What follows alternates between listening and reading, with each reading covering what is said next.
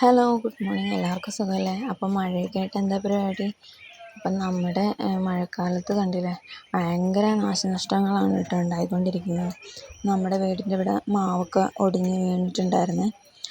പിന്നെ നമ്മുടെ മുറ്റത്തുള്ള മാവ് ഒടിഞ്ഞ് വീണു. പിന്നെ നമ്മുടെ ഇവിടെ മുരിക്കൊക്കെ നിൽപ്പുണ്ടായിരുന്നത് വീടിൻ്റെ മുകളിലേക്ക് ചാഞ്ഞിട്ടുണ്ട്. പിന്നെന്താ പറയുക, ഭയങ്കര കാറ്റായിരുന്നു കേട്ടോ ഇന്നലെ രാത്രിയിൽ. അപ്പം നല്ലതായിട്ട് എന്തൊക്കെയോ മരങ്ങളൊക്കെ കുറേ ഒടിഞ്ഞ് മുറിഞ്ഞൊക്കെ വീണിട്ടുണ്ട് കേട്ടോ. നമ്മുടെ കപ്പളമൊക്കെ ഒടിഞ്ഞ് താഴേക്ക് വീണിട്ടുണ്ട്.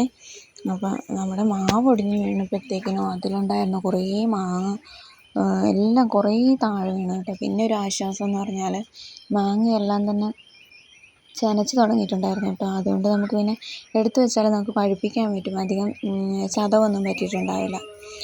കൊമ്പോടെ ഒടിഞ്ഞ് വീണതല്ലേ. അപ്പം ഞാനതെല്ലാം രാവിലെ ഒന്ന് പറിച്ചെടുക്കുന്നുണ്ട് കേട്ടോ. അപ്പോൾ ഇന്നലെ കുഞ്ഞിന് വാക്സിൻ എടുത്തതുകൊണ്ട് അവൾ ഭയങ്കര കരച്ചിലായിരുന്നു. രാത്രി മൊത്തം ഉറങ്ങിയിട്ടും ഉണ്ടായിരുന്നില്ല കേട്ടോ.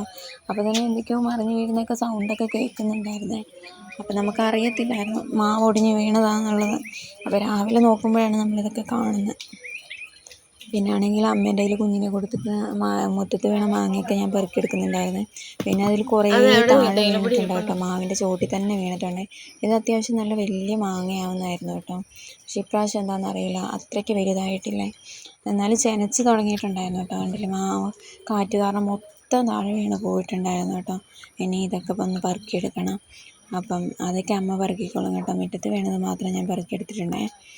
അപ്പം നിങ്ങളുടെയൊക്കെ അവിടെ എങ്ങനെയാണെന്ന് ഒരുപാട് നാശനഷ്ടങ്ങളൊക്കെ ഉണ്ടായിട്ടുണ്ടോ എന്ന് കമൻറ്റ് ചെയ്യണം കേട്ടോ.